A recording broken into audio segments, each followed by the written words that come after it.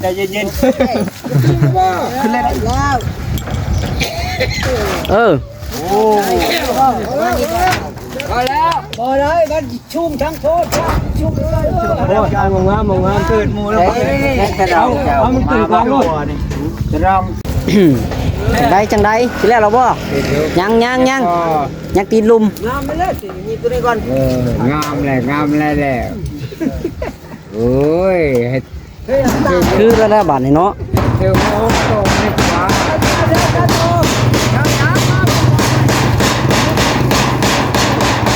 ไปเลยเงินเลยเด้อยาเอ้ยไอ้พูดไอ้ตา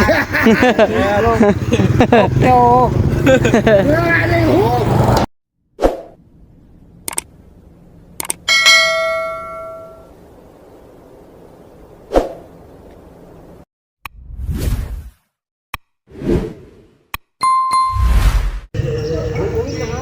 พี่น้องเนาะ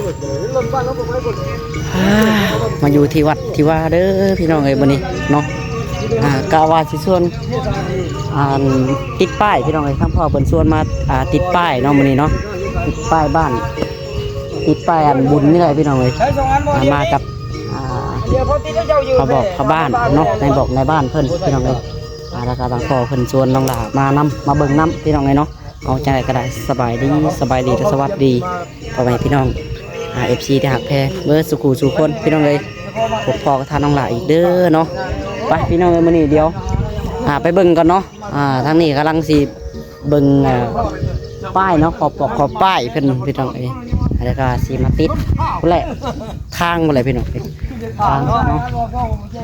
ทางเงินทางใหญ่ทางหลวงบ่ได้เป็นทางดำเนาะสิมาติดอยู่หั่นแหละพี่น้องเอ้ยแถวๆห้องการบ้านนั่นแหละเนาะไปจังไดก็ได้เดี๋ยวไปเบิ่งน้ำกันพี่น้องเอ้ยตอนนี้ก็อยู่ที่วัดบ้านน้อยพี่น้องเอ้ยเนาะบนจัดแท้ๆพุ่นแหละแต่เพื่อนน้องละพี่น้องเอ้ยเรียกว่ารวมกับทางวัดปัญญรวมกันเบิดแล้วเนาะวัดบ้านน้อยปัญญก็ได้ทางรถต่ำต้องติดใส่ทางผมว่าอะไรเนาะหลุดไปติดกลางทางเลยเนาะแคมทางเลยกลางทางมันหลุดขับต่ำเลยกลางทางจะต้องไปตุ้มนะสบายดีน้องจ้อยสบายดีทั้งพ่อน้ำไปภายในสิลงไปย่างไปเอาคนตีใส่เขาตอกเขาตีเฮาตะปูมีละคนตีตีเล็กช่วยสิครับเอาเล็กแสดงแล้วน้องจ้อยเจ้าแม่เอาอันนั้นอันตอกนั้นเอาอันพาแอมร้อยเด้มองไม่ควรมันจะบอก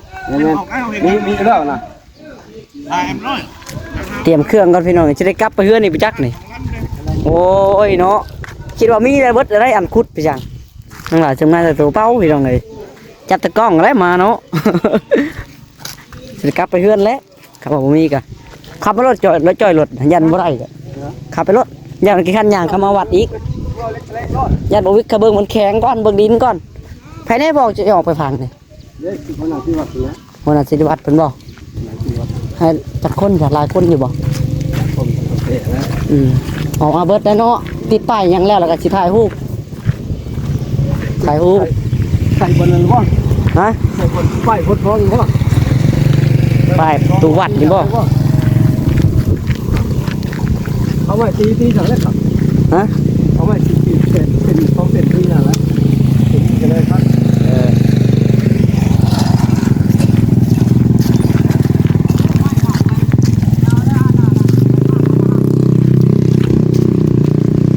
มาใช้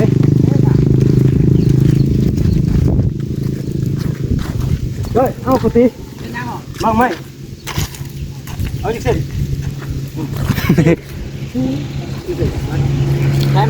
ติดป้ายจุบันเทไปได้พี่น้องเดี๋ยวพาเบิ่งก่อนน้องหากันไม่ตัวนั้นน่ะแต่แกเพชรห้านั่นแหละจะได้เอาเพียงห้องมันมาเป็นบะปิว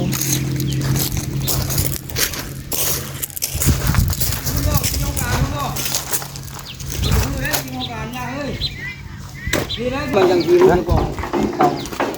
อยู่วัดเราก็มีตู้ข้าวนะอันนี้ในคอเปล่าหมูสุดบาทนี่ขนาดบนในคอนะนี่ว้าวใหญ่เพชรนึงเอาจะเพชร ก็เพลกับพวกมันจะกว้างเลยก็เพลเนาะไม่หาที่ตรงไหม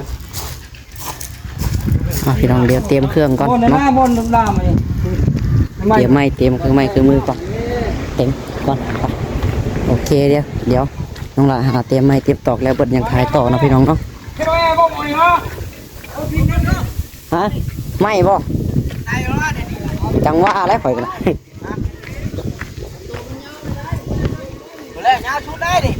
เด้จอยตัวใหญ่เด้จอยทำไมเนาะมัน ตัวนั้นเลยจอยอ๋อผมเห็นใหม่เนาะโทษทั้งหมดเบี้ยโง่ไม่ทำงอนจะได้ใจ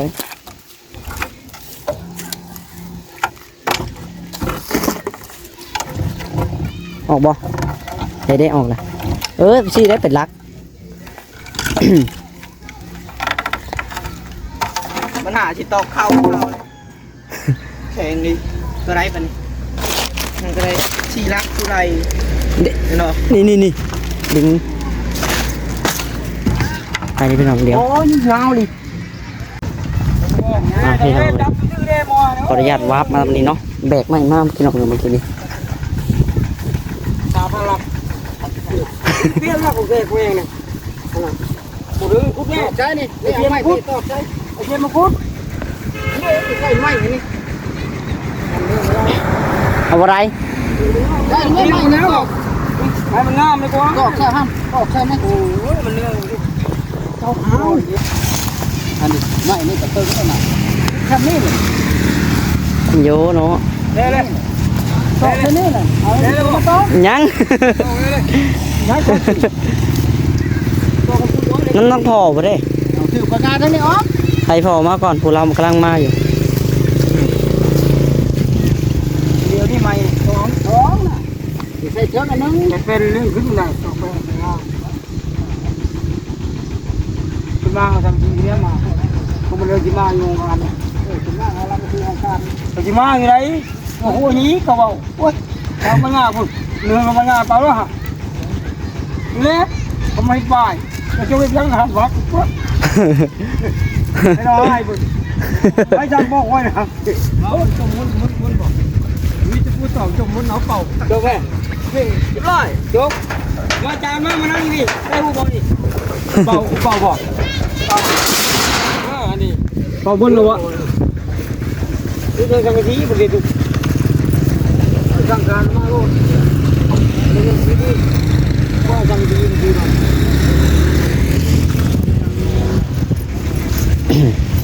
งด ยังไงเนาะโธ่ ตกแล้วจับ ให้น้องจอยตอกไปดิเนาะตะปูกำหนึ่งมาพ่อน้องจอยไม่แข็งก็น้องจอยมาแล้ว นี่เลยก็กดลงเลยเลย ใหญ่ขนาดน้องใหม่ก็ได้ เพราะว่าพื้นที่นี่นะไม่ห่าง เดี๋ยวถ้าเบิ้งพี่น้องจะเป็นสิติดไปได้เนาะ โคตรเย็ดแม่โคตรลึกชิดเนาะ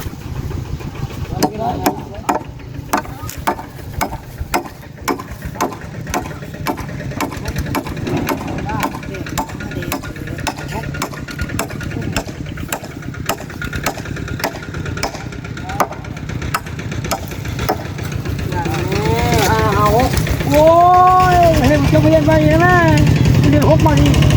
ห้าแห่ฮบที่ห้ามาอยู่เนี่ยเมื่อจับเขาก็มาเลยให้ดูเลยนะ โอ้ย จบเลยโอ้ยจบจับมาเลยจับผู้เมื่อจับพามักมัน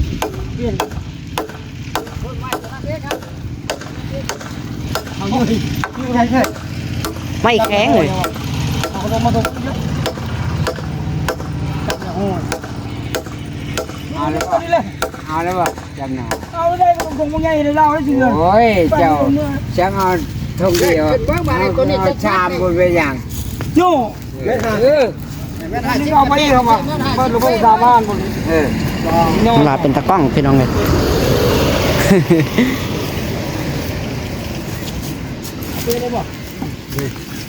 เห็นแล้วเอาช่วยจะตำจูเลยแต่ก้อนเดียวใส่พึ่งนะก็เราก็เติมเรียนวิธีใส่มาลงพัดกองปุ๊บ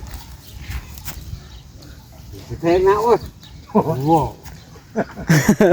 เป๊ะเลยบ่น้ำไม่ได้เวลาตกจะฮาโลวีนตกเป็นยังไม่ตอนนก หัวแทกมันก็ได้จากจีตอกถึกเนาะมันก็ขับแล้วเนาะ มาตามเราจักนั้นเลยอย่าบอกร้ายใหญ่เลย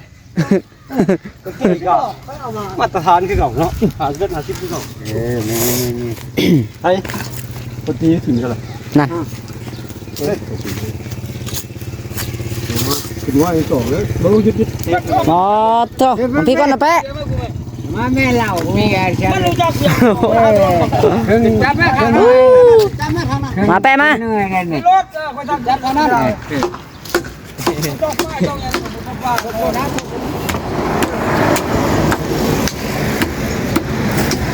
เบิ่งป้ายเหมือนกันนี่ มาเอาเว้ยแล้วเอาเนื้อก่อนมันเกี่ยวกับนั่งอาชีพรถนั่งคือมันนั่งคือรถพ่อเมาอะไรเนี่ยจับไปจับเนื้อผมเจ็บได้เขาไปจะมีเด้อชูมอตระชุดบ่ชุดบ่ตระนี่ตัวกลางบ่จ้องอันพ่อบ่โอเคยังจะใหม่ฮะไม่ยังคือต่อสูงพื้นก่อนยังยอด เขาลงตอกอยู่ลุมซอดกันยังเห็นก็ได้ โคตรได้ตอกมันกินได้กินเลยตัวไหนไงเด้อเนาะกินได้ไหมบุคคลวงน้อยจาก สร้างตอกแล้วเนาะ ก่อนเลยผู้จักนี่ซื้อส่วนมากเขาเรียกทิมก็ได้เป็นขดให้มันสาดแล้วเป็นของช่างเป็นอย่างนั้น เมื่อนี้เขาตอกยังขดบัตตะปูกระลามอยู่ ลงพื้น เขาตอกให้ขดเนาะนี่เขาตอกเข้าก็ได้อ๋อตกมาแล้วแปะ นะใส่ตอก โอ้ยให้ไปตอกจ้ะ 10ดอกเข้าเล่ม1พอแล้วใช้บอลเราขีดเดี๋ยวตอกบอลเราขีดได้มันได้หูเก่ามันนี่นี่ว่าตอกบอลนู่น บนไม้ไว้ โคตรนี่แหละเอาเลยจ้ะแม่น10ดอกนึงพาเราจับดอกได้กระปูเลยเจ๊ไม้ไม่ตายมันแข็ง นี่หาตะปูหวาน เป็ดดูได้ครับเจ้าบุรอดเนาะ ไม่แข็งดีได้ไป แต่อันนั้นไม่ทุกอย่างนะถูกเกี้ยได้เล็กกู แล้วมันช่างเนาะช่าง ช่างก็ยังขดแล้วเนาะ ตาเด้ไม่ตา ไม่ตาแต่ง่าย บ่ขยับมาอีกเมาตัวอย่างมา นี่เล็กปูนนี่เล็กปูน ไม่เชือกเลยตอบคนยากไม่เชือกคนนี้ ไม่เชื่อโอย เราจะให้ปูเลยมันนอนถ้าผู้เคยใช้คันไม่เชือกได้แค่ได้ทุกเป็ดอ่ะไป ทุกเป็ดมันยาว โอเคตอกป้ายเสือเนาะครึ่ง ลุงผ่อนลุก โอ้ยครึ่งไม่อยู่ก็อยู่แล้วพอแต่บรุษดอก ชอบใคร บรุษดอก ลุกงัดรุดบอก ลุก บรุษดอก ไป ตอกเท่าไหร่จาก2 เล่ม 3 เล่มยังสิรุดบ่นักปานไหนดอกแผ่นเจี้ยซื่อเป็นกระดาษ แต่ลูก2ดอกได้เข้าไปเชี่ยช่าง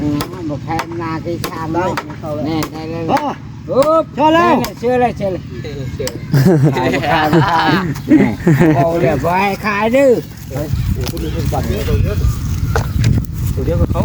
ไม่โอ้ยขายช่างนี่โอ้ย โอ้ยเนาะ ไม่อันเดียวว่าอ่อนมันนอนใหม่นี่ ไม่ใช่สิอ่อนเนาะ เกล็ดเนาะใหม่มาเชือกอันนี้เขาบอกเชือกครับปูยาวมันเลยไม่ตายแล้วโยกำบอกเอาพวกกล้วยมาตอกให้ ให้อ่อนนะเนาะ กล้วย กล้วย นี่ก็มันอ่อนอ่ะตาชอบมาเลยโจนมันปูมีบ่ไม่ได้โอ้ยปูชิดบ่มี เขาไปเอาไม้เลยมัน บ่มีไม่อ่อนนะมีแต่ก็กล้วยนั่นแหละเต็มๆไปกีฬาบ่ชอบจังนั้นนักเต้นไหมนักเต้นเจอไม้แข็งพี่น้องตอกบ่เข้าอัน นักเต้นรถค่อยเฮ็ดทุกอย่างเข้าเฮ็ดนักเต้นชอบนะ ได้สอกกับมันเนาะ มันมาช่วยฮะ เอาเบิ่งมารับตาตองเนาะ มันนี่หายเนาะเล็กเหี่ยวอันนี้ให้คดไว้ เขาว่าไปเอาอาหารปานนี้มาแล้วเนาะไปแล่นไปเอาอยู่เฮือน ยัดขา นี่เข้าแล้วนะโอ้ยได้แล้วดิ เราเรียนก็ได้ยินว่า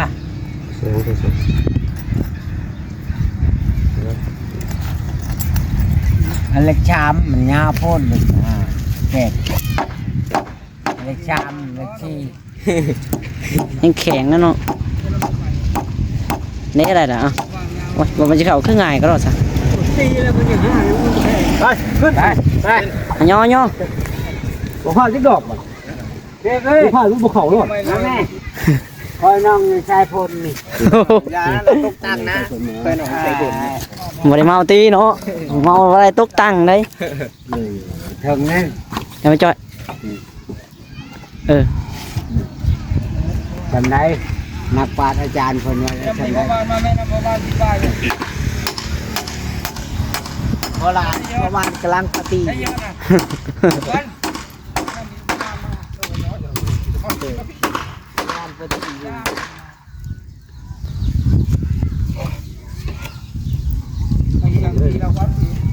เราศึกษามาอีกอันนึงอีกเส้นทางเฮาเลยเนาะยินบ่หลวงพี่มาอีกเส้นนึงอีกหลวงแม่มันคอยไม่ใช่กลางนี่มันคอยพูดแล้วกูจักมันสร้างแล้วคอยยินบ่แล้วมาอีกไม่เส้นนึงไม่ใช่กลางนะพอแล้วพอไอ้หลังกะสีมันนอนได้ลมพัดฮะกะยาอะไรจ้ะ ไปเบิ่งด้วยจ่อยไปเบิ่งด้วยหาใหม่ เพลงไงเฮาขอจังกะสีเห็นว่าเพิ่นบ่มีก็ได้ใช่นี่จะได้คนมากให้อันนี้นี่มาเอาก่อนเดี๋ยวก่อนก็เอาไม้มาก่อนใช่เพิ่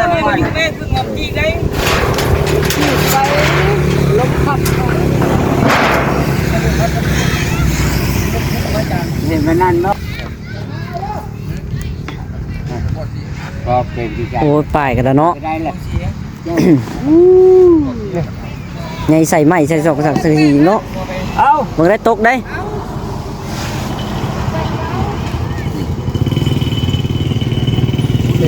ยาวพอจะชิมมาไปแน่ได้เลยใช่ไหมยิบกลางก็อยู่แหละยิบก็ได้ใส่ลักกะชีก้อนโอ้ยมันก็ขาดพูดแล้วนะจะไปยิบนี่ฮะไปต่ำโคตร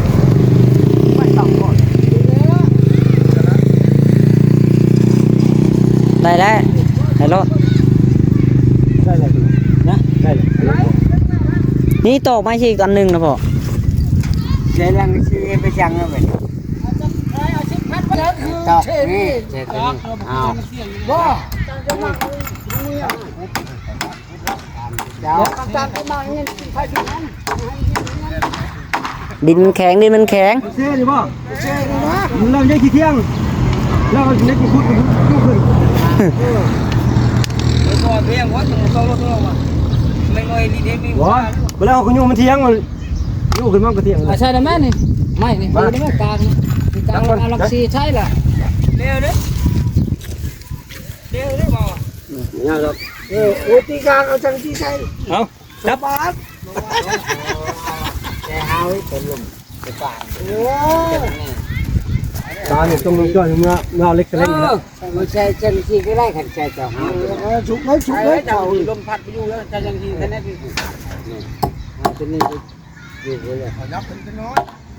เจ้าพี่กันตกนั่นละมองน้ำ เอา แล้วปาดเกลือ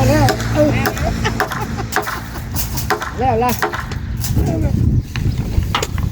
ติดกันทางหม้อได้พี่น้องเลยเนาะไผกายมากายกันแนมเห็น ชอบมึงเฮ็ดตัวเลยรถบักเลยเจ้าเก๋ เขาเฮ็ด หัวรอสวรรค์ไม่ได้ไป นั่นว่าโอ้ยากว่าแนวผมใหญ่ยากอ่ะ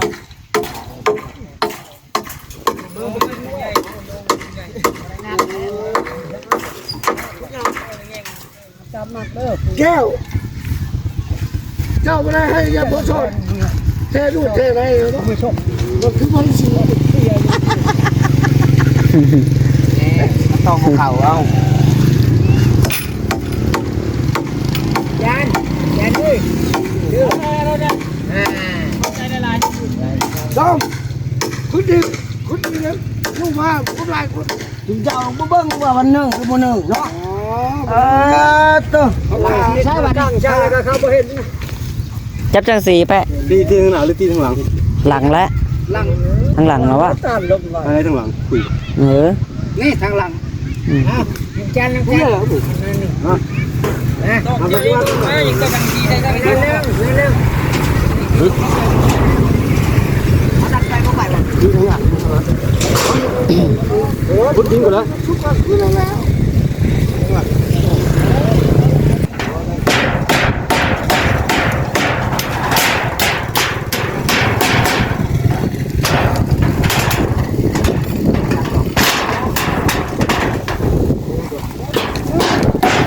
พังหมดว่ะ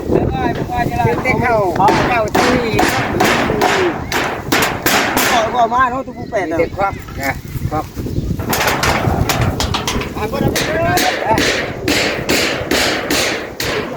ฮะ ตะเบิน ยัง เบี้ยตะเบินเบี้ย เฮ้ยบ่ได้บ่กินได้เหล้ากินรถ เบี้ย เฮ้ยน้อย น้อยก็บ่กิน เขากินบ่ได้หรอกเขาน่ะบ่เคยกิน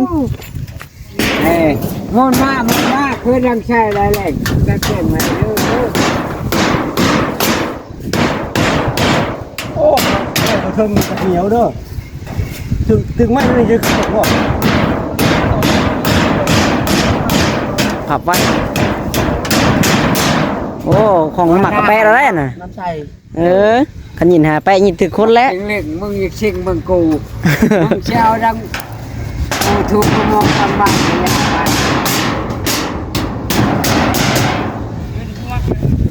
ฮะบ่เอามาทำเมียดอก เอาใช่ไหม พักโอ้ตุ๊ก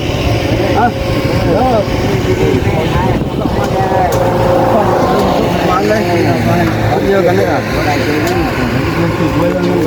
ดูไว้ได้เงินเป็นจะทีเงินใช่ในกระเป๋าเริ่มหนังเด้องอก็ช่างจะเกิดหอนโจนั่นแต่ละเอา ถูเนาะ นั่งเลยจะไปใช่ห้ากันไม่ได้นะ สั่งสีบ่พอเนาะใส่ตีลาย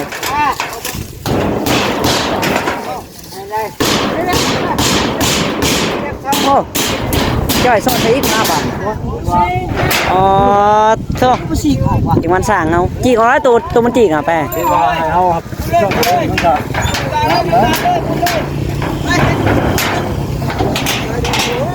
ปฏิบัติ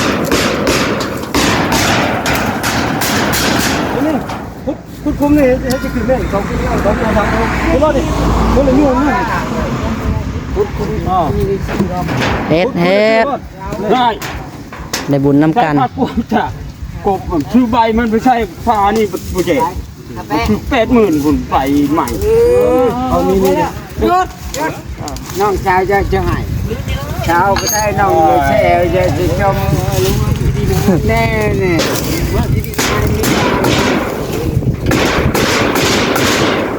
ใช่ จีกของเราตัวมาขาด ฮะบ้านกันนะใช่คือแวนน่ะ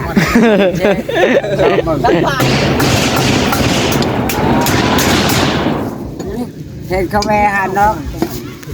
แล้วยี่ปั่นขนายามสิเนาะมันมีกระปั่นขนาหมด เจ้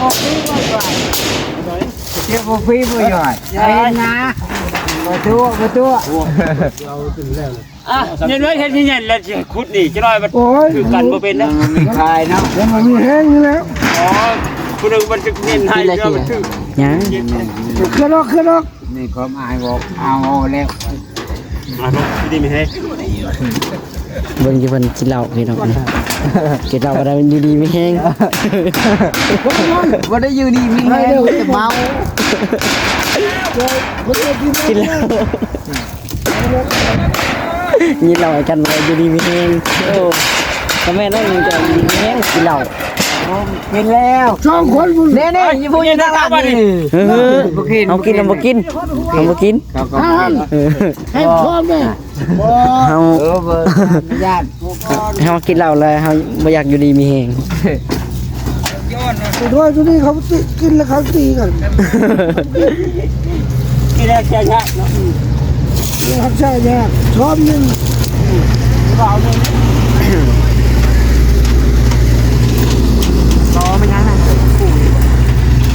แกปุ๋ยเลยเต็มรถป่ะ โอ้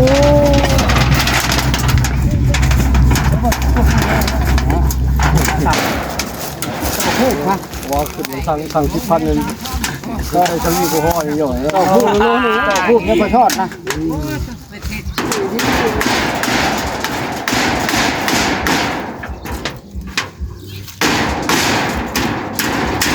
ต้องมือห้อง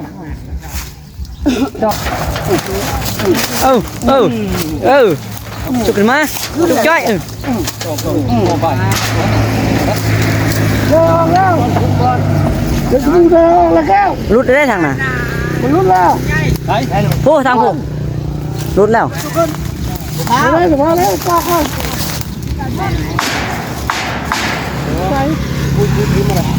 เอาเล็กซิปเด้เล็กตะปูซิปน่ะ ไปซื้อปูเนาะตกได้เลยนี่ได้ใกล้นาตกเด้เพ่เอาผู้ชายที่ใส่หลายๆนะตายให้เขาตายเชียเอาของเขากินหลับเบียร์ให้เขาตายมันนะโลนึงเนาะอะไรเอาน้ำตกในนาเลยอะไรบยันพ่อยเขาแล้วเอาพอแล้วเอามาเนื้อเอาพอแล้วใหม่พอแล้วให้รอบใหม่มาให้กูกินจับกูกินจับกูกินคือวัดก็คือมาเย็นให้จับเย็นให้จับ ว่าเอาอีกรอบนี้เริ่มบ่เห็นพุ่งแล้วเนาะ เอาได้จับเดี๋ยวมึงบอกเป็นหน่อย หลายรอบแล้วบ่เห็นพุ่งได้จังหน่อยเนาะย่างเซได้จังหน่อยเอาหลายรอบก็ได้ก็ได้ เปลี่ยนคือยังทานมันนี่ก็อย่างที่จุกก็ดีอ่ะมาละมาทานมาแล้วมาดิเด้อเด้อเฮ้ย เจ็บด้วยเขาไปดิมีทุกเช้าทุก เด้ขึ้นแล้วเด้ เว็บ พอแล้วกินบ่ อีกอะไรใจมากแกเอาอีกน้อยพอทางโรงพยาบาลซึ่งแล้วเด้เป็นป้ายแล้วบัดนี่มาเป็นป้าย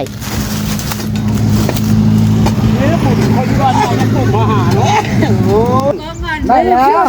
เกี่ยวทั้งนั้นเลย ไอ้บ่คือแล้วสำนีกันเลย นี่คุณรู้ว่าจะขวบมาดิอ๋อแล้วใช่มันชันเลย พอแล้วคือบ้านคือเมืองเพื่ออะไรสำนีกันเลยหนึ่งป้ายใช่ไหม ยิ่งเจียวนี่ไปมาเจ้าตรงไหนเดี๋ยวเราผมยิ่งเจียวนี่มาครับใช้จามเลยจามวันหนึ่งห้องเลย ใช่มันถือแล้วเนาะ ติดป้ายย้อนหัวลงหัว ครับผมครอบไว้ยังไง ตายเลยนะทานกูก่อน เขาบ้าบ้าผมครอบยัง ใช้พาเบียร์ ครอบไหนเขา หน้านี่ น้ นั่นน่ะ กูชิปจะใส่ไม่ได้หรอก ขาตะปูน้องจ้อยนี่ก็ไปซื้ออยู่ ฟังไว้อันนี้เล่มก้อนยังนี่หรอใจเย็นเดี๋ยวเลยมา ตะปูมาก่อนตะปูกำลังมา มันจะเป็นยังงอนคือน้ำยังลังไพ่ งานเนอะ ครับบ้านมันบอกเนาะ ที่ช่างป้าป่าอะไรอยู่ดีไม่แห้งเลย ความเจ็บจะได้ความไข่บ่อยมีเนาะมันไม่ใช่ถือครวยเลยเงิน น้องจ้อยว่าเบิดกวดแห้งดีๆไปแห้งแล้ว กินเราไฟบ่ได้ฮะชูกิ เกี่ยวที่เย็นให้คอยดูได้คอยดูได้เงินฝากก่อนลุงมานึง พอก่อนเนาะ ก็คอกระต่ายเป็นยังอยู่ดีเมียงเราดู แวมาไปใช้ต้องเคยทอง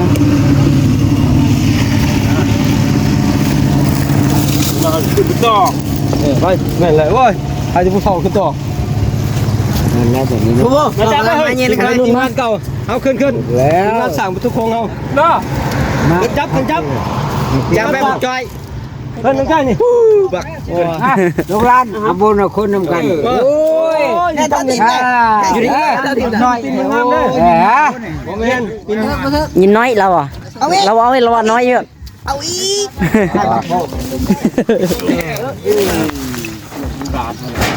ดึงหัวมาครับ ใจเย็น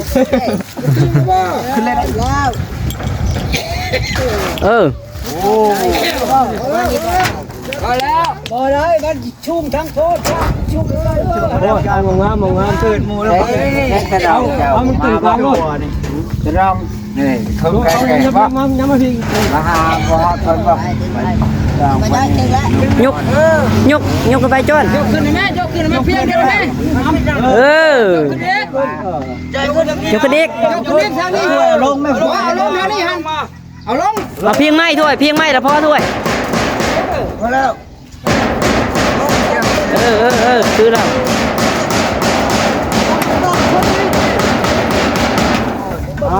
มาตอกแค่แจมาเนาะทางนั้นก็ได้ ต่อแจก็บ่ต่อ จำแจเด้อมาจังบุพับแล้วทอนใหม่เออ อันนี้ก็ใส่อีกดอกนึงบ่เป็นหยัง ใส่อีกเนาะ แล้วมันหมดเทิงขึ้นตัวพื้นให้มาแข่งโอ้ยอยากกินน้ำนี่อยากกินน้ำนี่น้ำแล้วเขามาเอาขึ้นเพิ่งขึ้นสักหน่อยเราเอายับขึ้นแน่บ่แห้งเอามาไงยังไม่ได้ป่ะมาไงต่อทางเราทอดเข้ามา ชอดได้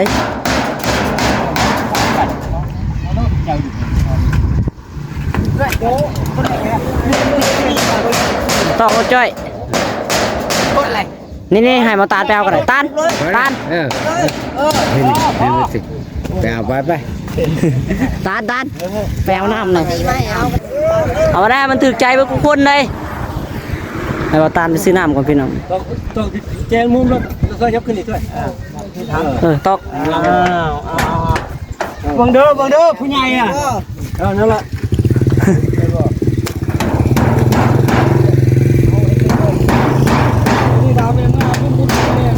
เฮ็ด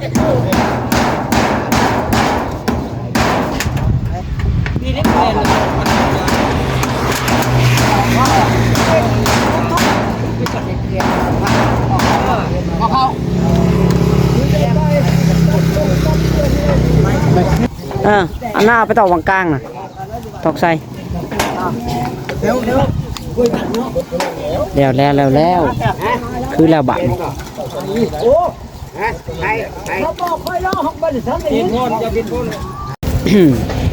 จังได้ทีแรกเราบ่ยังตีนลุม งามเลยสิมีตัวนี้ก่อนงามแล้วโอ้ย คือแล้วบัตรนี่เนาะ เทวโอ้โหนี่ขวา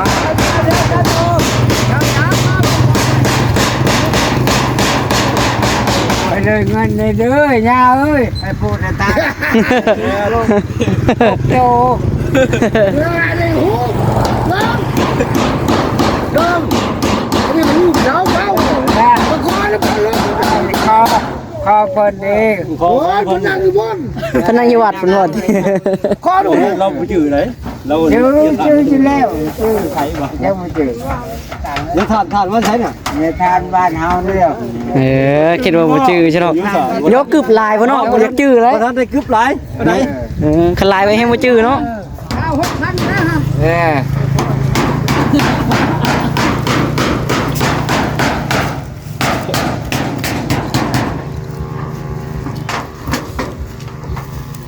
ฟังกันหน่อยดีๆแมงเลยอย่าทานเลย ถือไว้เลยเงินนำเด้อเนาะ โวยเลยเงินนั่นนะก็ว่า เรียบร้อยแล้วบ่บาท ที นี่ แล้วนะแล้วมันจะดุ้ง